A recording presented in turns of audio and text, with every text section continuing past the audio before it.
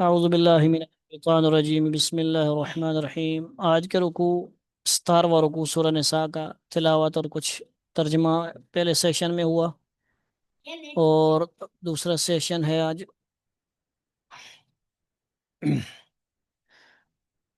وما یضلون، شروع سے ہی کرتے ہیں کیونکہ ایک آیت بھی مکمل نہیں ہوئی۔ ولولا فضل اللہ علیک ورحمتہ لہمت طائفۃ منہم ان یضلوک۔ پہلے سیشن میں اس سے پچھلے کل والا رکوع کا تھوڑا سا خلاصہ بتا دیا گیا کہ کیسے جو ہے ایک یہودی بے گناہ سزا اس کو ہونے سے بچانے کے لیے گویا ایک رکوع آیا، بہت ساری اس میں باتیں تھیں اور بھی اسباق تھے۔ تو ولولا فضل اللہ علیک ورحمتہ لہمت طائفۃ منہم ان یضلوک، اور اگر اے پیغمبر صلی اللہ علیہ وسلم اگر اللہ کا فضل اور رحمت تمہارے شامل حال نہ ہوتی تو ان میں سے ایک گروہ نے تم کو سیدھی راہ سے بھٹکانے کا ارادہ کر لیا تھا۔ یعنی ان کا یہی، یعنی کافروں کا، شیطانی طاقتوں کا یہی پروگرام ہوتا ہے کہ وہ کیا کریں جی نبی کو بھی، حالانکہ نبی کو تو اللہ کی حفاظت ہوتی ہے، نبی کے ساتھ اللہ کا تعلق ہوتا ہے، خصوصی مدد ہوتی ہے، روحانی مدد ہوتی ہے، فرشتوں کی مدد ہوتی ہے، اور براہ راست اللہ کی مدد ہوتی ہے۔ لیکن یہ اوروں کے لیے بھی سبق ہے جو اللہ سے جڑ جاتے ہیں اور اللہ کے دین سے پختہ ہو جاتے ہیں، جڑ جاتے ہیں، ان کے ساتھ اللہ تعالیٰ پھر ایسے بھی مدد فرماتے ہیں۔ ٹھیک ہے جی، تو یہ تھوڑا سا اشارہ، اس کا فائدہ بھی پڑا گیا تھا۔ وما یضلون الا انفسهم ما یضرونک من شیء، اور در حقیقت یہ اپنے سوا کسی کو نہیں بھٹکا رہے ہیں اور یہ تم کو ذرا بھی نقصان نہیں پہنچائیں گے۔ وانزل اللہ علیک الکتاب والحکمت وعلمک ما لم تکن تعلم، اللہ نے تم پر کتاب اور حکمت نازل کی ہے اور تم کو ان باتوں کا علم دیا ہے جو تم نہیں جانتے تھے، اور تم پر اللہ کا فضل ہمیشہ بہت زیادہ رہا ہے۔ کتاب اور حکمت کا ذکر آتا ہے تو حکمت حدیث بھی مراد ہے، سنت بھی مراد ہوتی ہے، ٹھیک ہے جی۔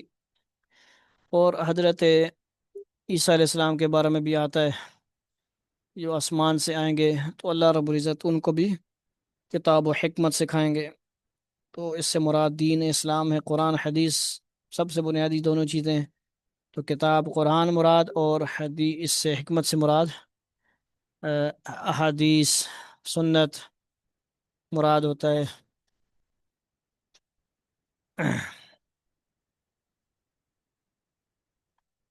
لا خیر فی کثیر من نجواہم الا من امر بصدقۃ او معروف او اصلاح بین الناس، لوگوں کی بہت سی خفیہ سرگوشیوں میں، میٹنگز میں کوئی خیر نہیں ہوتی الا یہ کہ کوئی شخص صدقے کا یا کسی نیکی کا یا لوگوں کے درمیان اصلاح کا حکم دے۔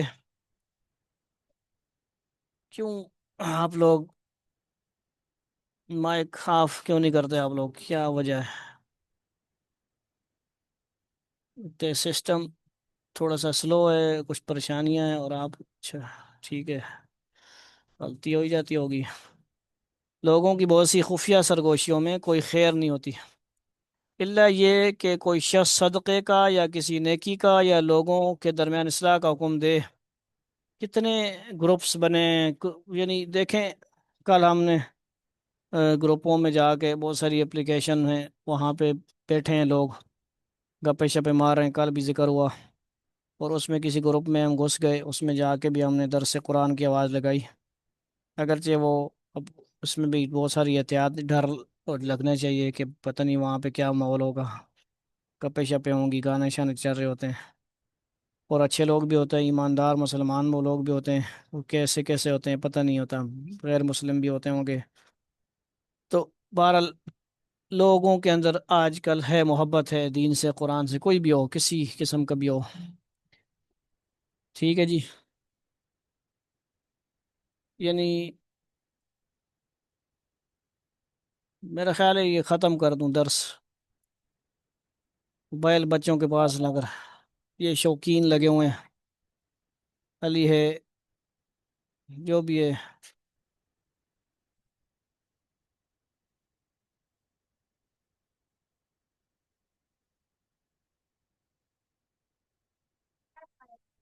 لوگوں کی بہت سی خفیہ سرگوشیوں میں کوئی خیر نہیں ہوتی، یعنی اللہ رب العزت تمام بات کرنے والوں کی میٹنگز، ان کی سرگوشیاں، آپس میں بیٹھ کے جو باتیں کر رہے ہیں اس میں بتا رہے ہیں، نتیجہ بتا رہے ہیں ہمیں، اس میں کوئی خیر نہیں ہے۔ کس میں خیر ہے؟ اللہ یہ کہ کوئی شخص صدقے کا یا کسی نیکی کا یا لوگوں کے درمیان اصلاح کا حکم دے۔ وہ جو میٹنگ کر رہے ہیں، جرگہ کر رہے ہیں، سیشن کر رہے ہیں، کوئی آپس میں مل کل کے بات کر رہے ہیں، صدقے کا حکم کر رہے ہیں، کوئی درس دے رہے ہیں، وہ حدیث بتا رہے ہیں، کچھ بھی ایسا ترغیب دے رہے ہیں کسی مجلس میں، یا کسی نیکی کا، دعوت و تبلیغ کا، اصلاح کا، تزکیہ کا کام کر رہے ہیں، یا لوگوں کے درمیان اصلاح کا حکم دے، میاں بیوی کو راضی کرنے کے اندر لگے ہوئے ہیں، لوگوں میں جھگڑے پیدا ہو گئے اس کے اندر لگے ہوئے ہیں، صلح کرنے کے لیے، تو ان میں خیر ہے۔ اللہ کا مطلب کیا ہوا؟ اللہ کے بعد یہ جو کام بتائے گئے ہیں اس میں خیر ہے، اس کے علاوہ میں خیر نہیں ہے۔ اور جو شخص وَمَن يَفْعَلْ ذَلِكَ ابْتِغَاءَ مَرْضَاتِ اللَّهِ فَسَوْفَ نُؤْتِيهِ أَجْرًا عَظِيمًا،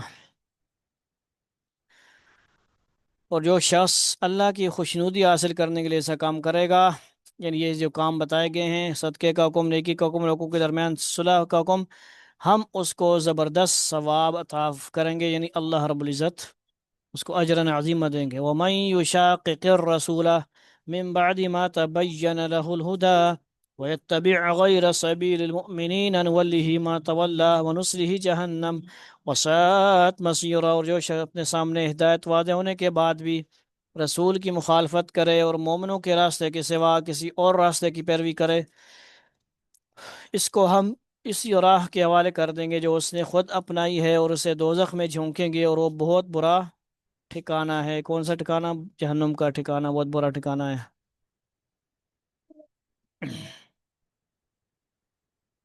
اس آیت سے علماء کرام بالخصوص امام شافعی رحمۃ اللہ علیہ نے اجماع کی حجیت پر استدلال کیا، یعنی جس مسئلے پر پوری امت مسلمہ متفق رہی ہو وہ یقینی طور پر برحق ہوتا ہے،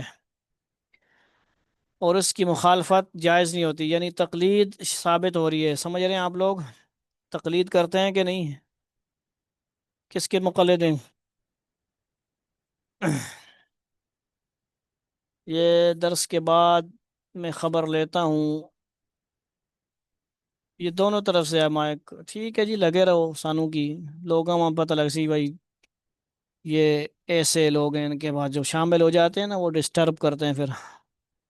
بچوں کے والے موبائل کیا، موبائل بچے مت لو، آپ لوگ سن رہے ہو تو، چھوٹا سا رکوع ہے، دو آیتیں ہیں اس میں، ٹوٹل تین آیتیں ہیں، اور آپ لوگ بیچ میں آ کے جو نا گڑبڑ کر رہے ہو، ایسا نہیں کرنا چاہیے۔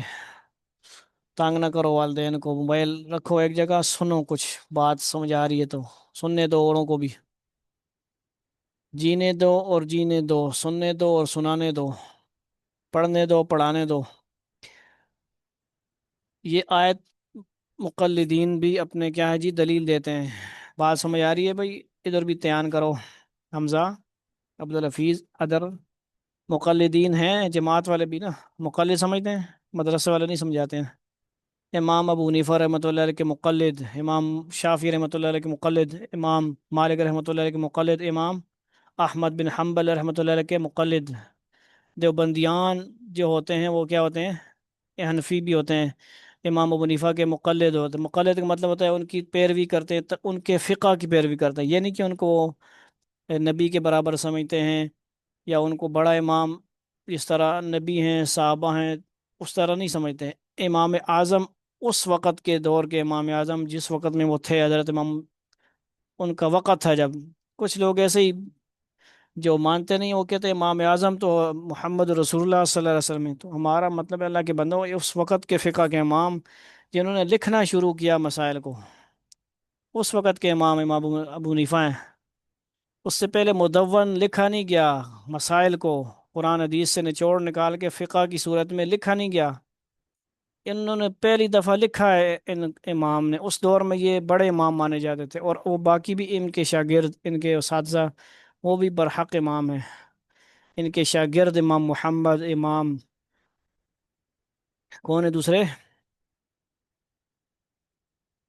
جن کو صاحبین کہا جاتا ہے، امام ابو یوسف رحمۃ اللہ علیہ، دونوں شاگرد ہیں، بڑے شاگرد، ویسے تو کتنے شاگرد تھے؟ بے شمار۔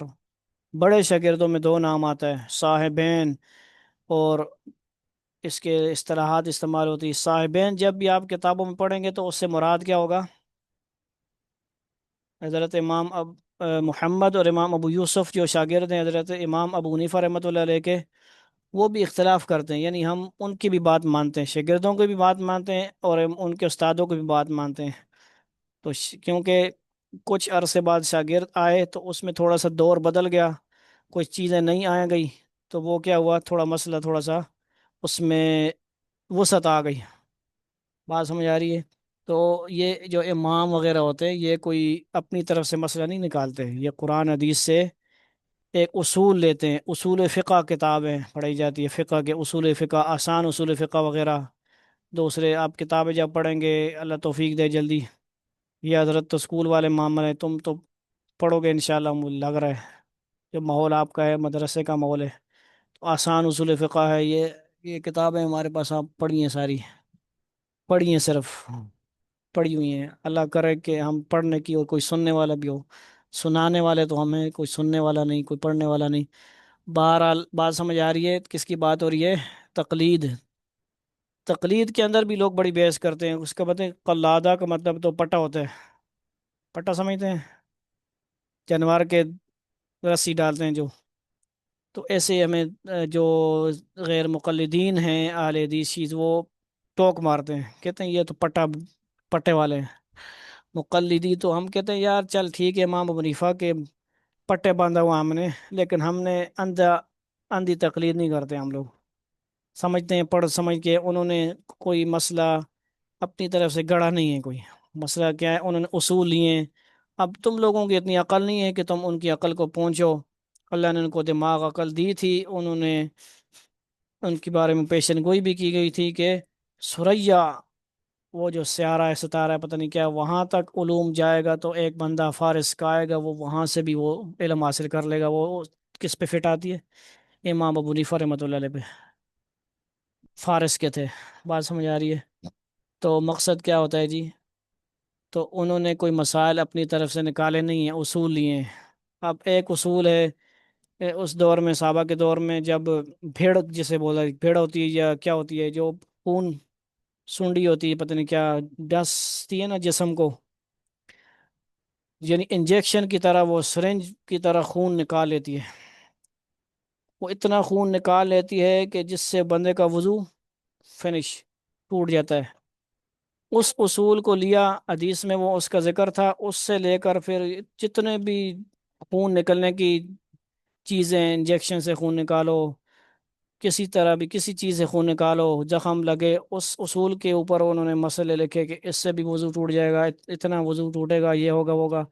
آپ کا خون نکلا اور اپنی جگہ سے بہہ گیا تو کیا ہو جائے گا؟ وضو ٹوٹ جائے گا۔ جبکہ امام شافعی رحمۃ اللہ علیہ اختلاف کرتے ہیں، وہ کہتے ہیں خون نکلنے سے وضو نہیں ٹوٹتا ان کے ہاں، امام شافعی رحمۃ اللہ، ہم کہتے ہیں ٹھیک ہے، جو امام شافعی کا باقاعدہ پیروکار ہے، مقلد ہے، ان کی فقہ پہ چلتا ہے۔ ہمارے مسجد عائشہ کے بے شمار اسٹوڈنٹ ہیں جو شافی ہیں، یعنی وہ رفع یدین وغیرہ کرتے ہیں۔ میں نے کہا ٹھیک ہے جی، مبارک ہو آپ کو، بہت اچھی بات ہے، چار دروازوں میں سے آپ نے ایک دروازہ پکڑ لیا ہے۔ پہلے آپ امام منیفہ کے تھے، ایک دروازہ آپ کو جنت کا ملا ہوا تھا، یعنی اصول کے حساب سے، مسائل کے حساب سے، دوسرا دروازہ امام شافعی رحمۃ اللہ علیہ کا پکڑ لیا، تو آپ کو پھر اس کے لیے کیا کرنا پڑے گا؟ مطالعہ بھی کرنا پڑے گا، پھر ساری ان کی جو فقہ کی کتابیں ہیں، کیونکہ ہم ہندوستان، بنگلہ دیش، انڈیا میں وہ زیادہ نہیں ہے، کیا ہے، امام شافی وغیرہ یا جو تین ائمہ ہیں ان کے مدارس کم ہیں، نہ ہونے کے برابر ہیں۔ اب جے ڈی آر وغیرہ جو ہے، جامعۃ الرشید کراچی وغیرہ میں تھوڑا سا وہ ستائی ہے کہ وہ سارے فقہ کے، کیونکہ باہر سے چندہ مندہ آتا ہوگا ہر ملک سے، تو بہت ترتیب ہوتی ہے نا، ان کو پھر فکر لاحق ہو گئی کہ بھائی سارے فقہ کو، ہمارے جو اساتذہ ہیں صوفی عمران ملک صاحب وغیرہ، ان کی بھی یہی چاہت ہے، یہی ترتیب ہے، اور اس پہ ہم کوشش کر رہے ہیں کہ وہ سارے فقہ کو اپنے اسلامک سینٹر میں جمع کرنا چاہ رہے ہیں، سارے مسالے کو، سارے یعنی مسلمانوں کے اندر جو فرقے ہیں ان کو جمع کرنے کی کوشش کر رہے ہیں. ہمارا بھی مقصد اساتذہ کا یہی ہے، اور اس میں بہتری ہے. یہ مشکل کام ہے، اس میں بھی آسان کام نہیں ہے. دیوبندی بریلوی کو جوڑ دینا وہ آسان کام نہیں ہے. وہ لوگ ایک دوسرے کو دیکھنا ہی پسند نہیں کرتے، سلام ہی نہیں کرتے، نماز ہی نہیں پڑھتے. ایسا ایک دوسرے کو دشمن بنے ہوتے ہیں. یہ دشمنی نہیں ہونی چاہیے. یہ اسی طرح طارق جمیل صاحب کہتے ہیں نا کہ وکیلوں کی طرح آپ اختلاف کرو. وکیل کیا کرتے ہیں؟ کیس لڑ رہے ہوتے ہیں تو کھا جاتے ہیں، ایسے دلائل دے رہے ہوتے ہیں. جو مخالف وکیل بھی ہوتا ہے اس کے ساتھ بڑی، یہ آپ نے دیکھے ہوں گے نا، فلم ڈرامے ہی دیکھے ہوں گے، یا باقاعدہ کیس. آپ یہ ہمارے ساتھ شامل ہیں، یہ باقاعدہ کیس میں شامل رہے ہوں گے. اپنے دادا وغیرہ کے حساب سے ان کے ہاں کیس چلتا رہا ہے. تو یہ باقاعدہ طور پہ وہاں پہ نقشہ ان کے پاس ہوگا کہ ان کا وکیل اور مخالف کا وکیل آپس میں کیسے لڑ رہے ہوتے ہیں. تو باہر نکل کے یہ خود بتا رہے تھے چائے پی رہی ہیں، جفیاں مار رہے ہیں ایک دوسرے کو. یہ ہمیں بھی ایسا ہونا چاہیے. اختلاف کرو، آپ کے پاس مکمل دلیل ہے. ایک مسئلہ ہے آپ کے پاس آ گیا ہے، دلیل ہے، نماز کا مسئلہ ہے، رفع دین کا مسئلہ ہے، تو دوسرے کو اتنا برا ثابت کرنا، اتنا یعنی کافر بنا دینا، مشرک بنا دینا، یہ بات غلط ہے. یہ ٹھیک نہیں ہے. اختلاف علمی اختلاف کرو، آپس میں نفرت نہ پھیلاؤ. ولا تنافروا کون عباد اللہ اخوانہ، آپس میں بھائی بھائی بن کے رہو. اختلاف صحابہ میں بھی تھا. صحابہ نے ایسا نہیں کیا کہ ایک دوسرے کے خلاف پمفلٹ چھپوا دیے، فلاں تو مشرک ہے، فلاں کافر ہے، فلاں یہ ہو گیا، فلاں یہ ہو گیا، گمراہ ہو گیا، یہ ہو گیا. صحابہ کرام کے اندر اختلافات تھے، وہ آپس میں بھی کیا تھے؟ قرآن کہتا ہے اشداء علی الکفار رحماء بینہم، آپس میں شیر و شکر تھے، بڑے محبت کرنے والے، آپس میں اختلاف کرنے کے باوجود بھی محبت کرنے والے. ٹھیک ہے جی. یعنی ایک ہوتا ہے کفر اسلام کا مسئلہ، وہ الگ ہوتی ہے. تو یہ تھوڑی سی بہت ساری باتیں ہوگی ہیں. یہ آج کا رکوع تھا، آخری آیت کے اوپر تھوڑی سی ہم نے بات کی. اور مقلدین کے بارے میں، غیر مقلد یا مقلد ہیں ہم، تو مسائل کے اندر ہم اختلاف کیا کرتے ہیں جی؟ حضرت امام ابو حنیفہ رحمۃ اللہ علیہ کی جیسے اب کچھ آج کل کے فتنے آئے ہوئے ہیں، وہ ہمیں ٹوکے مارتے ہیں. جو پلمبر شمبر لوگ ہیں آج کل کے، بڑے کتاب شاہ قرآن سامنے رکھ کے بیان کر رہے ہوتے ہیں، وہ ہمیں حنفی قادیانی کہہ رہے ہوتے ہیں. حساب لگاؤ آپ. یہ کہتے ہیں ان کی نماز قادیانیوں کی طرح ہے. بات سمجھ رہے ہو آپ؟ کون مقابلہ کرے گا ان کا؟ آپ لوگوں کو سیکھنا چاہیے نا علم. جو صرف صبح سے لے کر شام تک صرف رٹا قرآن کا تو نہیں لگانا، ترجمہ کا بھی رٹا لگاؤ، کتابوں کا بھی لگاؤ. ایک ہی سال کے اندر آپ بہت کچھ پڑھو نا. 3 3 5 سال ضائع کر دیتے ہیں. اب ایک بندے کے اتنا ذہن ہے ہی نہیں کہ وہ اتنے قرآن پڑھے گا، 2 آیتیں 5 آیتیں پڑھے گا، صبح سے لے کر رات تک رگڑ لگواؤ اس کو، رگڑا لگواتے رہو، اس میں اس کو مختلف کام کراؤ آپ. ابھی ہم انشاءاللہ اس درس کو اینڈ کریں گے، اس کے بعد کوڈنگ پروگرامنگ کے لیے ٹائم ہے آپ کے پاس. ایک سیشن لیں گے آپ، تو زوم واٹس ایپ والے ممبر بھی اس پہ آئیں اور فائدہ اٹھائیں. اللہ تعالی ہمیں جو کمی بیشی ہوئی معاف فرمائے، صحیح عمل کی توفیق عطا فرمائے، دین سچا دین سیکھنے عمل کرنے کی توفیق عطا فرمائے. سبحان ربک رب العزت عما یصفون وسلام علی المرسلین والحمد للہ رب العالمین. صلی اللہ تعالی علی خیر خلق محمد وآلہ وصحبہ اجمعین. آمین آمین برحمتک یا. اچھا جی، وآخر دعوانا